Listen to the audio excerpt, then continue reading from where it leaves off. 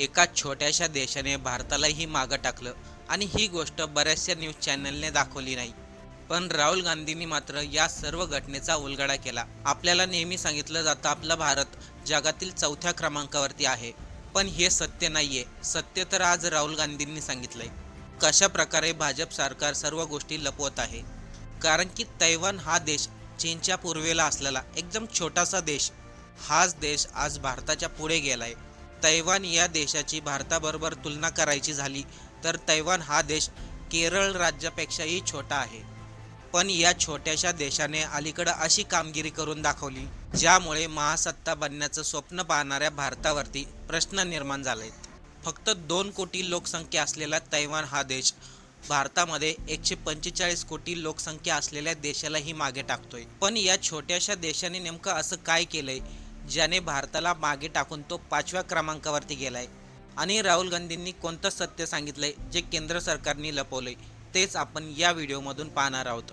चॅनलवरती नवीन असाल तर सबस्क्राईब नक्की करा. आज तैवान या छोट्याशा देशाची शेअर मार्केट व्हॅल्यू $4.95 ट्रिलियन वरती पोहोचली. तर दुसरीकडे भारत देश आहे, जगातील सर्वात मोठी लोकसंख्या आहेत, मोठे मोठे उद्योग समूह आहे, भारतामध्ये गुंतवणूक करणारे लाखोंनी इन्व्हेस्टर आहेत. एवढंच काही भारतामध्ये मोठे मोठे स्टार्टअप आहेत. तरी देखील तैवान या छोट्याशा देशाने भारताला मागे कसं काय टाकलं? कारण गेल्या काही महिन्यापासून राहुल गांधी एक मुद्दा वारंवार सांगतायत. भारताची खरी परिस्थिती जनतेपासून लपवली जाते. जीडीपी मध्ये वाढ दाखवली जाते, पण रोजगार मात्र वाढत नाही. आता बघा तैवानने भारताला मागे कसं काय टाकलं आणि याबद्दल राहुल गांधींनी काय सांगितलं त्याकडे सर्वजणांनी लक्ष देऊन ऐका.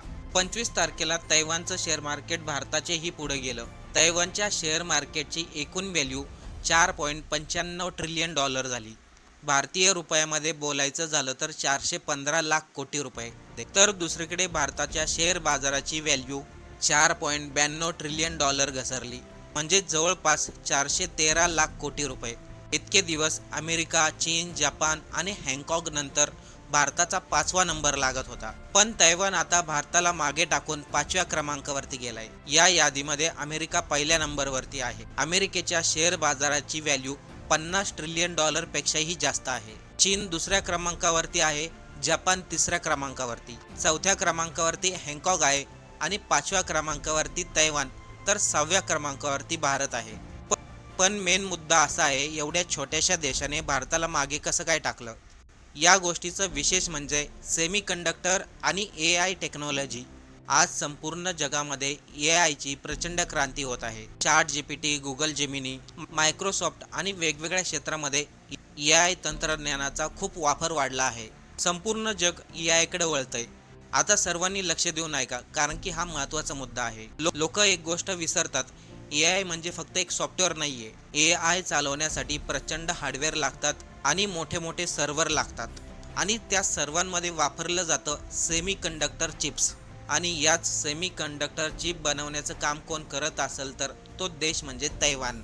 तैवानमधील TSMC ही कंपनी आज जगामधील सर्वात मोठी कंपनी मानली जाते. तुमच्या हातामध्ये आयफोन असो, लॅपटॉप असो, गेमिंग कन्सोल असो किंवा AI सर्व्हर असो, या सर्वांमध्ये तैवानच्या कंपनीने बनवलेली चिप वापरली जाते. देशामधील मोबाईलमधील मोठी कंपनी ॲपल हे स्वतः आयफोन बनवण्यासाठी तैवानच्या कंपनीकडून चिप घेतात.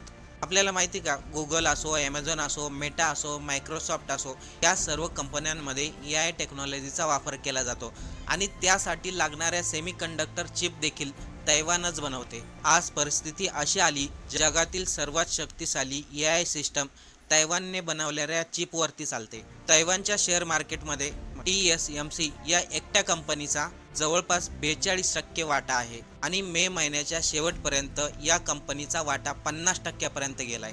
म्हणजे तैवानचा शेअर मार्केटचा अर्धा वाटा एका कंपनीवरती आहे. आता प्रश्न भारताचा येतो. इथेच राहुल गांधींनी काही महत्त्वाचे मुद्दे सांगितलेत. भारतामध्ये जगातील सर्वात मोठी युवा लोकसंख्या आहे, लाखो इंजिनियर्स आहे, मोठी बाजारपेठ आहे.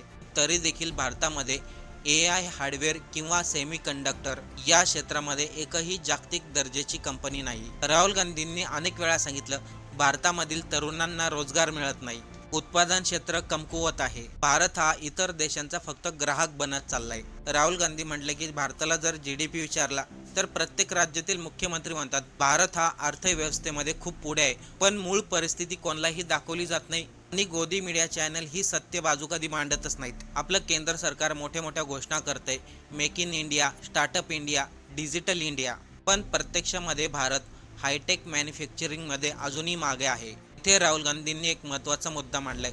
जर भारताने अजूनही उत्पादन क्षेत्रामध्ये क्रांती केली नाही तर चीन हा देश भारताला कायम मागे टाकेल.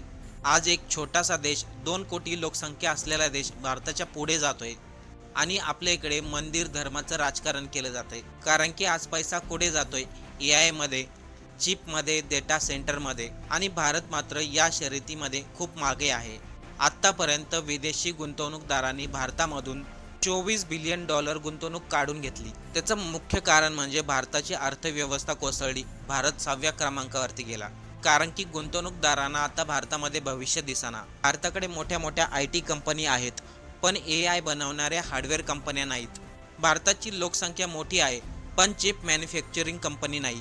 भारताकडे खूप जास्त टॅलेंट आहे. जगातील सर्वात मोठ्या लोकांपेक्षा भारताकडे टॅलेंट आहे, पण आपल्या भारतामध्ये जग चालवणाऱ्या टेक कंपन्या नाहीत. त्यामुळेच तर राहुल गांधी वारंवार सांगतात भारताची अर्थव्यवस्था इतकी मजबूत दाखवली जाते, पण प्रत्यक्षामध्ये ती मजबूत नाहीये. भारतामध्ये बँका आहे, टेलिकॉम आहे, फार्मा आहे, एनर्जी आहे, इन्फ्रास्ट्रक्चर आहे, पण तरी देखील टेक्नॉलॉजीच्या बाबतीमध्ये भारत कुठेच दिसत नाही. यावरती राहुल गांधी म्हणतात ही सर्व चुकी केंद्र सरकारची आहे. कारण की केंद्र सरकार घोषणा करतं, पण प्रत्यक्षात काम काही करत नाही. लोकांना फक्त जाती धर्मामध्ये गुंतवून ठेवायचं, टेक्नॉलॉजीबद्दल बोलायचं नाही, रोजगाराबद्दल बोलायचं नाही, बोलायचं फक्त धर्म आणि जातीबद्दल. जर आपण AI क्षेत्रामध्ये उत्पादन केलं तर आपल्या भारतामध्ये मोठा रोजगार निर्माण होईल. जर अजूनही आपण काहीच केलं नाही तर काही दिवसांनी आपण 7व्या-8व्या क्रमांकावरती फेकले जाऊ शकतो. त्यामुळे आत्ताच AI तंत्रज्ञानाचा वापर करायला पाहिजे. तरुणांना संधी द्यायला हवी. पण आपण अमेरिकेच्या सांगण्यानुसार ऐकतोय असंही राहुल गांधी म्हणाले. त्यामुळे आपल्या भारताला कोणताही निर्णय घेता येत नाही आणि म्हणूनच आपण अर्थव्यवस्थेमध्ये मागे पडत चाललोय. आज छोट्याशा देशाने आपल्याला मागे टाकलंय. भविष्यामध्ये भारत तैवानच्या पुढे जाऊ शकेल का? कारण की तैवानमध्ये जी कंपनी आहे TSMC ही जगातील सर्व कंपन्यांना सेमी कंडक्टर चिप पुरवते. त्या कंपनीला आपण भविष्यामध्ये मागे टाकू शकतो का?